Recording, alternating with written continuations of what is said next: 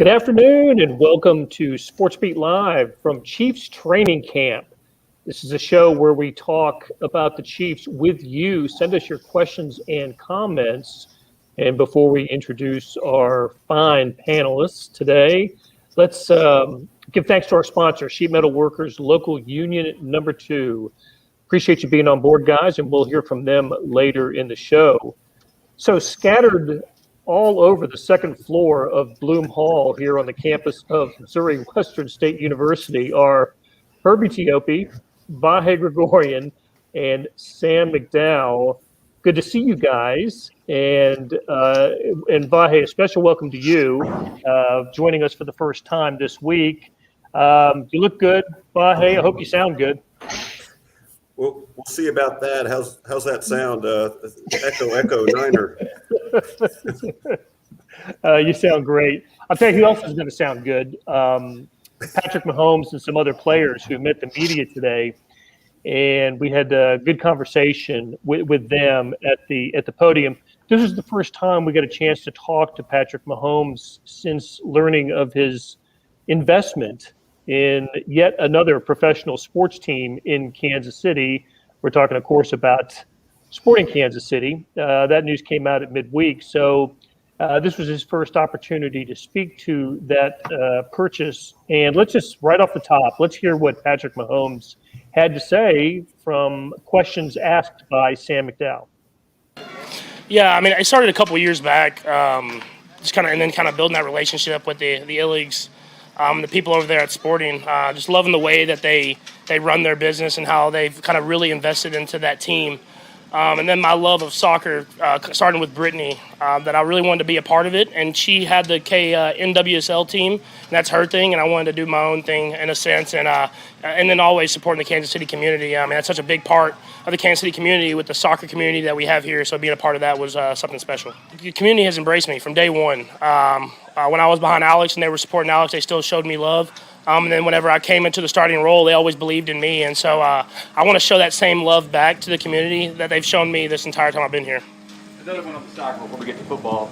Your owner of this football team owns a team that you're going to be competing against now. Do you guys have any conversations yet about little FC Dallas? We haven't yet. I wasn't even thinking about that, not until you just said that. But I'm sure there'll be a little rivalry there. I think they play literally like upcoming week. So we'll kind of have a friendly little rivalry in that sense. But at the same time, I mean, he's a great owner, and Clark, and he's a great guy. So it'll just be nothing more than friendly, little rivalry. You're right. They play Saturday, I believe. Sporting Kansas City plays FC Dallas, which is Clark Hunt's team, or has some ownership in him. So, Sam, you've spent more time than any of us covering Sporting Kansas City. How do you think the news was received in the soccer community? Well, I mean, when Patrick Mahomes joins your ownership group, I don't think you're going to complain about it, right? Peter Vermees was asked about it on Wednesday, maybe, and was really excited to have Patrick Mahomes on board. And obviously, Sporting is as well. You know, they've formed a relationship with Mahomes. You know, he used to go to games when he was a rookie there. And they pointed out the fact that what was most interesting is he would come before the game and stay until it was over. He was there truly to be a fan and watch the game more than he was just to make an appearance and be seen out there. So shortly after that, met the ownership group, and shortly after that, expressed an interest to be involved in some form or fashion. We saw that come together with the Royals last year. We've seen it with his fiancee, Brittany Matthews, with the women's soccer team in Kansas City, and now Patrick Mahomes. They have a full monopoly now on Kansas City sports culture, I think. And can I chime in, Blair, real quick? Please. We've kind of talked It's about nice. this. First of all, it's nice to see you ended your holdout. We're glad to have you up here. I wish you could see where I'm sitting. It's a story in itself, but I'll save that for another time. No, just this, and it's sort of a fantasy island, but sort of stating the obvious. You do wonder, as Patrick keeps building equity as his contract moves along, if at some point he'll be interested in becoming part of the deep pockets group it would take to bring in a franchise in the NHL or NBA. That seems to be the only only gap in the Kansas City sports game these days. Yeah, exactly. Okay, hey, I wanted to cover the Patrick Mahomes soccer story right off the top because usually we save that for the sort of the notes and news from training camp. Let's turn to Herbie. Herbie, who was here today, and who were the Chiefs missing at training camp today? Well, virtually it's the same group from yesterday. Travis Kelce, who left practice Thursday with the tight back and tight hip. He wasn't on the field when they started out with stretching, but he eventually joined probably about an hour into practice. He walked on the field without his helmet, white baseball cap on, and he was just hanging out in the sidelines, chatting it up with the offensive players and his fellow tight ends. Anthony Hitchens did get back on the field with his helmet. I don't think he did too much, though, because when the Chiefs started rolling out with team-related drills, it was Ben Neiman, the rookie Nick Bolton, and their second-year pro Willie Gay Jr. Hitchens was probably relegated to mostly just an observer-type role, and that is a smart move because it is a hamstring injury that he injured or he tweaked on Wednesday. You don't want to be out there with any hamstring issues in this weather. And so you had Kyle Long, Armani Watts. They were also off to the side. Darwin Thompson was not here again today. He remains on the reserve COVID list. Nick Kaiser also did not work, and defensive end Malik Herring did not work. Okay, and I didn't mention this in our production meeting, our production lunch that spilled over well into the afternoon, but I will call on you each to, as we did yesterday, tell me the best thing you saw at practice today. I probably should have given Vahe a heads up on that before, like now, but we'll somehow ad-lib our way through that later in the show. But let's go back to Patrick Mahomes for a second. Vahe, I know you had a line of questioning specific for Mahomes, and it related to something that he said at the golf tournament. Was it the Lake Tahoe golf tournament? The Century, whatever, I forgot what it's called now, but American Century Classic, right? And talked about the Chiefs' objective being 20-0. Listen, it's the objective of every player in the NFL, right? To go 20-0. Not many people speak it, though, and it was in an interview that he conducted out there. I don't think it was with a reporter, although the person had a microphone in her hand and asked the question, but it got out there, and it was interesting enough for you to follow up on it today. What did you learn from Patrick Mahomes projecting 20-0? Well, a couple of things, Blair. One thing was that he didn't walk it back, and he didn't mean to not say it. He did mean to say it that day. If you look back at the interview, it appeared he was looking for the opportunity to say it, and I think he sort of reiterated what we might have made of it at the time, which was that I don't know if it was to light a fire, but I do think it was to make a point that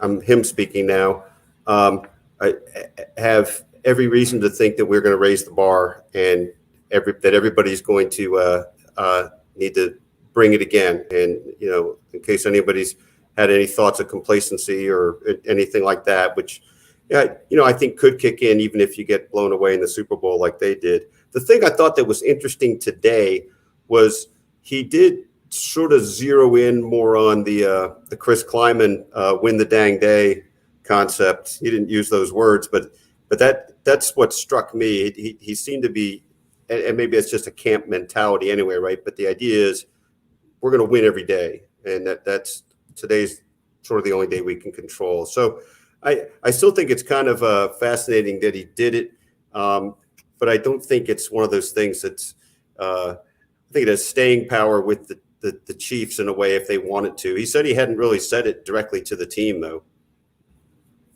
But you asked him about it today at training camp, and we have his responses to that. So, Beth, let's go ahead and play the 20-0 clip from Patrick Mahomes.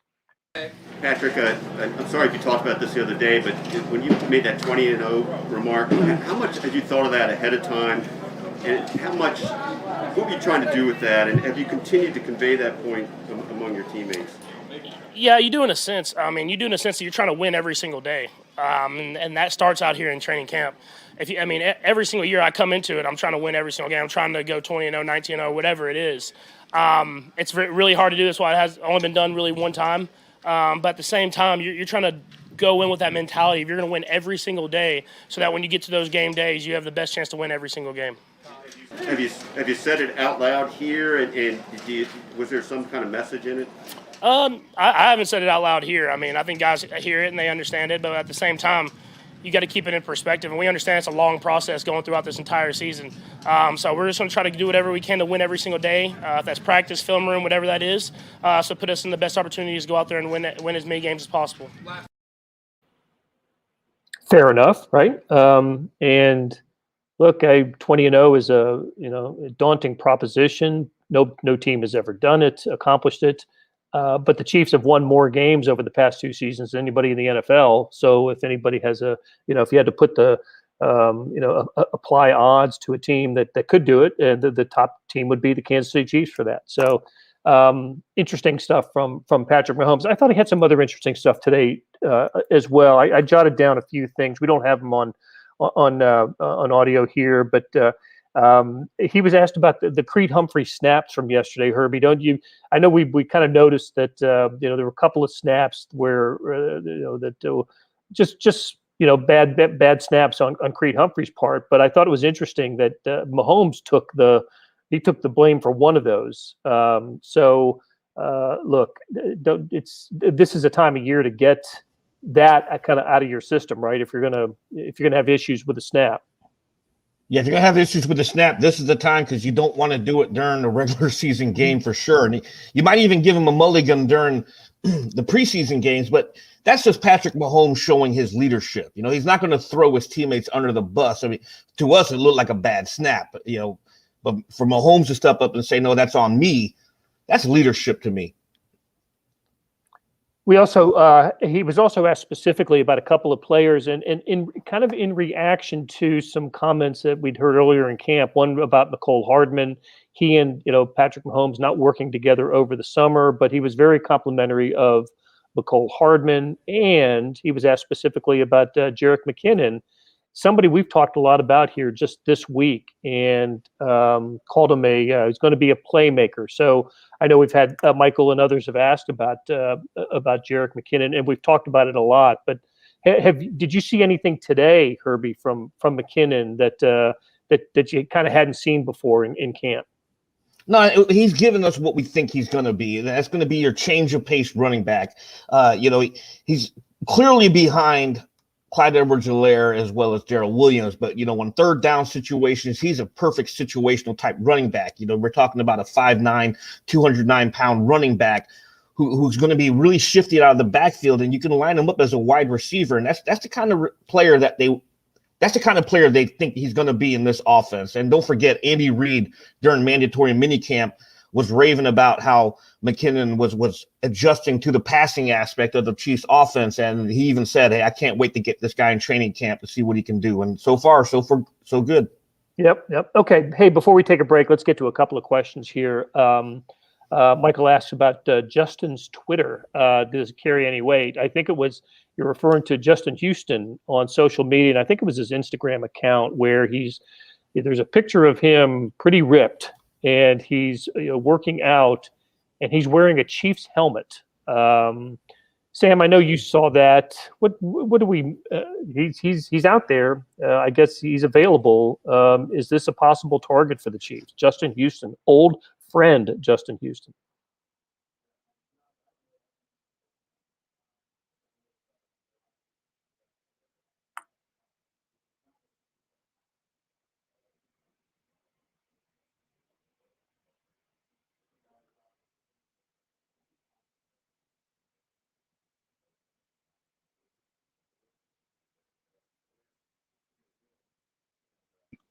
Hey, I'm sorry, Sam. I think you were muted just then. Yeah, I was having a hard time hearing you as well. Okay, so now you're back, and let's. You know what? You're sitting close enough to me that I think I heard most of what you said, and essentially saying you don't think it would happen. That there's not necessarily a need for that right now.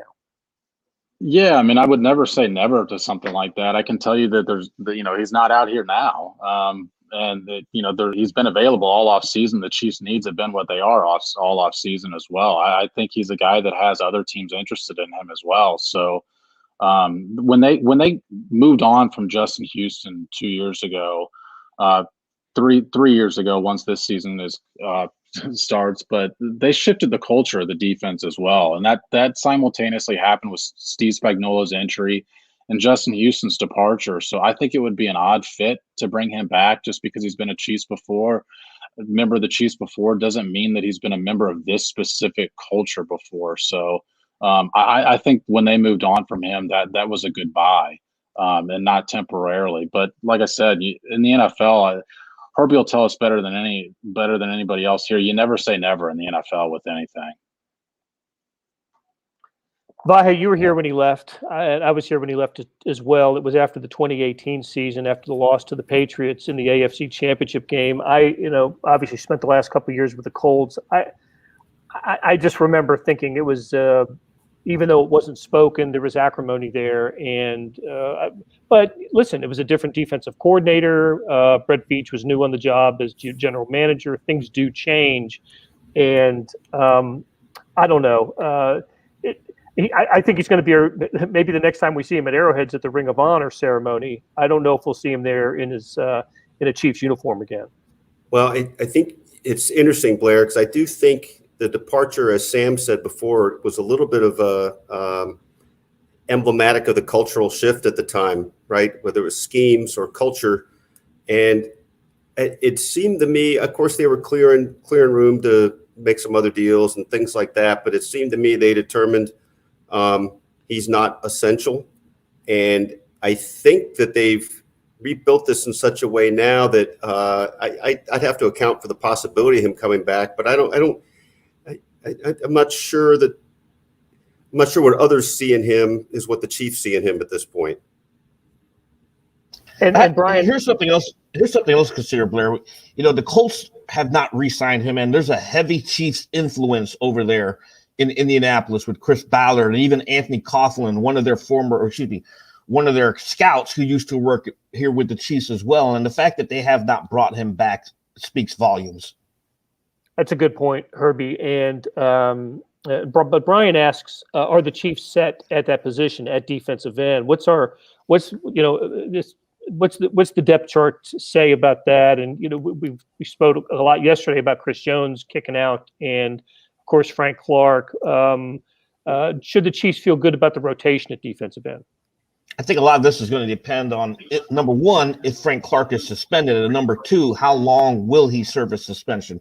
If it's 4 games, I think you have enough bodies there with Alex Okafor leading the pack there to have some kind of rotation. If it's a longer type suspension, then I would be very concerned. Okay. Hey, let's take a break and hear from our friends from Sheet Metal Workers Local Union number 2. Every day you hear the sounds of unions and probably don't even know it. They're all around you. They are essential workers from many unionized industries going to work day in and day out to ensure Kansas City continues to grow and thrive. Union workers are building a better Kansas City. Since 1888, Sheet Metal Workers Local Union number 2 has been the community building both the heart and skyline of Kansas City. For more information, go to sheetmetal2.org. We're back on SportsBeat Live with Vahe Gregorian, Sam McDowell, and Herbie Teope. We're talking Chiefs. Please join us with your questions and comments. We'll get to as many of them as we can. We're coming to you from Chiefs training camp at Missouri Western, and we are inside because outside, as any Chiefs player will tell you over the last few days, been pretty brutal with the heat. They got through it, and temperatures are supposed to break starting tomorrow. That'll be of great relief for Herbie and Sam, who are going to be at camp every single day during. It's 2 weeks and 1 day before the preseason opener, right? August 14th at San Francisco. So it'll be here before you know it. Okay, like I said, others came to the podium today at Chiefs camp, and I thought one of the most interesting things I heard today was from Willie Gay, the second-year linebacker who. To be honest with you, we hadn't seen him in person often because everything is done through, for the last year and a half through Zoom calls. And we all know the story about not being able to participate in OTAs after the 2020 season, and that was difficult, especially for the rookies.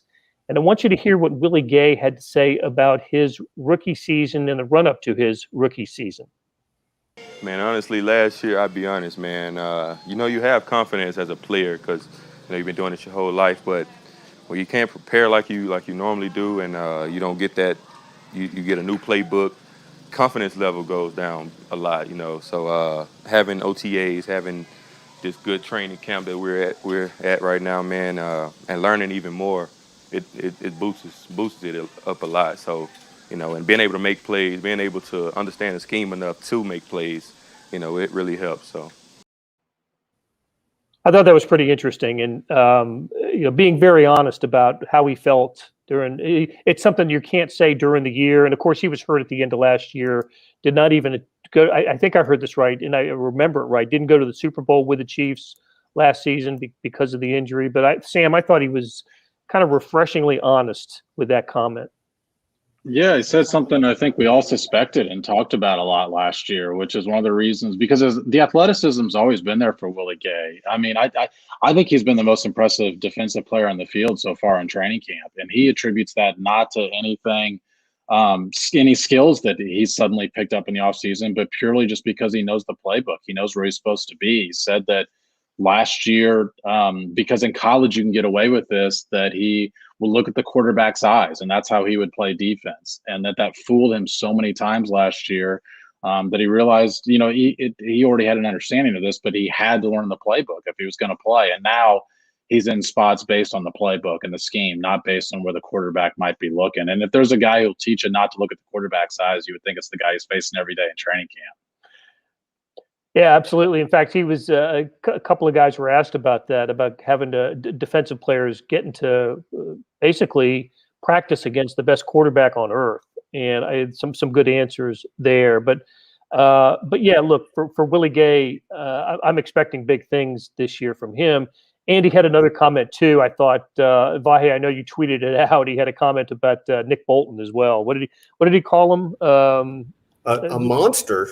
I think he went right to the monster, and then he said, I think the way he said it was he's a shorter but wider. Yeah, a little bit version shorter of himself. A little bit shorter, a little bit wider. and I may have missed the best part of the quote. I think it might have had something to do with how hard he hits, or I don't know why he would be seeing that though right now, but how his intensity. There was something in between those that I didn't tweet because I didn't have the right wording, but it seemed like it was something good. Yeah, look, I thought he was good throughout his interview today, and I think we'll have a story on him coming up in the next couple of days. Okay, some days you get to the press conferences after practice, and they don't turn out. It's on us, right, to ask the right questions and to bring up the right topics. I thought there was a nice moment today. I think it was Aaron Ladd from Channel 41 asking Tyreek Hill about a story that's sort of been percolating in social media the last couple of days. Did help me out here? Did Usain Bolt say something originally about Tyreek Hill, or has it been going back and forth for a while? How did this get started? Yeah, I think the latest was on the Pat McAfee show just yesterday, maybe, and he was referring back to some stuff that he's been tossing back and forth with Tyreek Hill over the last couple of years. They did kind of a modern version of the Superstars competition at the Super Bowl in 2019. I think they became pals then. It was stuff like who could blow up a balloon the fastest, and who could win that hand slap game, where you do this. Just goofy stuff like that. And then somewhere in there, Usain made mention on the show yesterday that Tyreek's been basically nagging him about running. And Tyreek finally tweeted yesterday, basically along the lines of line up and let's go then. And then today, of course, Tyreek doubled down a little bit and called called Usain Bolt old and other various sundry other things. I think we can assume it's all very much in the spirit of playfulness, and I don't think we're going to see them racing anytime soon. But I'd like to see them in the 40. Heck, it's maybe more entertaining this way anyway, but here is what Tyreek Hill had to say about Usain Bolt today. You really think Usain Bolt and y'all lining up sometime soon? I'm going to tell you like this, man. Usain Bolt got out of the game for a reason, right? He's old, he's washed up, and he can't see me in 40 yards. 100-yard dash, yes, that's what he do. But 40-yard dash, if y'all recording this, Usain Bolt, you cannot see me. I love that. That's tremendous. Washed up. Yeah, technically he's not wrong, right?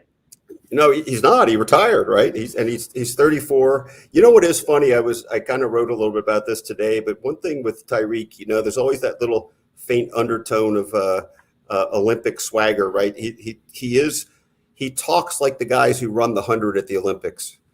Every chance he gets, he refers back to his speed. And of course we indulge him too. But it's very much that same mindset. It's a sort of a playful trash talk. I guess sometimes the Olympic guys aren't that playful, but most of the time it's really just kind of playful and he always has a little different wrinkle with it. It's usually pretty funny.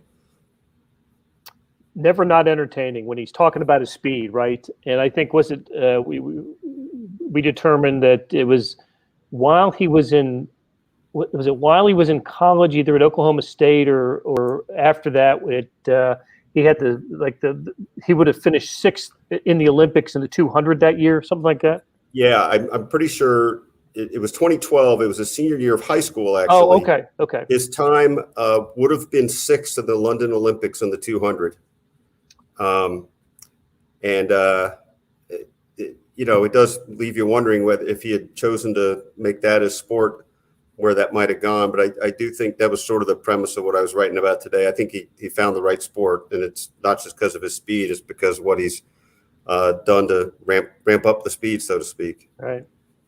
Okay, so in a tradition that dates back to yesterday, we are going to ask these guys what's the best thing they saw at training camp today. And Herbie, I will start with you today. What is the best thing you saw at training camp today? Sadly, it's not going to involve number 88. I'm stunned Jody Fortson did not make my observations. Hey, I have two of them, and they both involve McCole Hardman. The first one, streaking down the field, Patrick Mahomes launches what looks like a gorgeous pass, but at the last possible second, cornerback Charvarius Ward is able to reach around and knock down the pass. The crowd on that side of the field just let out a loud roar because that was a very good play. But to me, McCole Hardman splitting safeties, Juan Thornhill and Daniel Sorensen straight down the middle of the field during team drills, and Mahomes drilled him for what would have been a 55-yard touchdown. Excellent. Okay, Sam, I think Beth has unmuted you. I don't know if you were like in Beth's penalty box or something, but what was the best thing you saw in practice today? Well, it's nice of Herbie to take two when there's four of us, because the Tyreek Hill play was great, created separation from Sorensen, which is important. But we also, I thought Willie Gay, like I said, I thought he was the best player in the field today. And very early on, he had a pass deflection. And I just think he's been in the right spot more than we saw him in the right spot last year. And so I'm going to go with Willie Gay. I think he's been fantastic for 3 days now. Well said for a couple of reasons, Sam. How about you, Vahe? I'm gonna both pick Herbie up and let him down by saying I'm 99% sure there was a nice ball sort of angling in, maybe kind of a post route that Chad Henne completed to your guy Jody Fortson. And it was, I thought it was a good 35, 40 yards downfield, and a really precision pass. And I know as the star-studded group before us is coming to life, we're not going to be talking about those guys that much, but it was a nice little moment. Plus, it was the only play I saw. That's good. All right. Dan asks if Mellinger got cut. Yeah, I mean, that's just a short answer. There's Sam just did not make the cut up here. No, Sam's been out this week, and we expect him up here in St. Joe next week. Looking forward to catching up with Sam Mellinger. Hey, the best thing I have seen this week up at training camp, I meant to mention this earlier in the week, was if you haven't been up here and you're planning on being here in St. Joe, you will notice that the Chiefs and Missouri Western have created a hill on the far side of the field, similar to the one that's exactly like the one that's on the, I guess on the what would be on the north side of the field. So there's great seating for fans now on in both end zones, and I'm seeing it now. I'm sure the Chiefs feel this way. We should have done it years ago, but it was a hats off to the whoever had the idea to do that and the execution. It's really a great place. So there's more seating and more better seating at for watching Chiefs practice at Missouri Western. The Chiefs are practicing again on Saturday. They're off Sunday, and then pick it up again on Monday. And speaking of Monday, we will be back with you that day, 3 p.m. for a SportsBeat Live talking Chiefs from training camp. We'll see who shows up that day, but I'm hoping Herbie, Sam, and Vahe will be here. I know I'll be here. So looking forward to it. And big thanks to our sponsor, the Sheet Metal Workers Local Union Number 2. Thanks to all of you for contributing your questions and comments. You make the show go, and help us do it again next Monday. Beth Welsh, thanks to you again, and we'll talk to you again next week.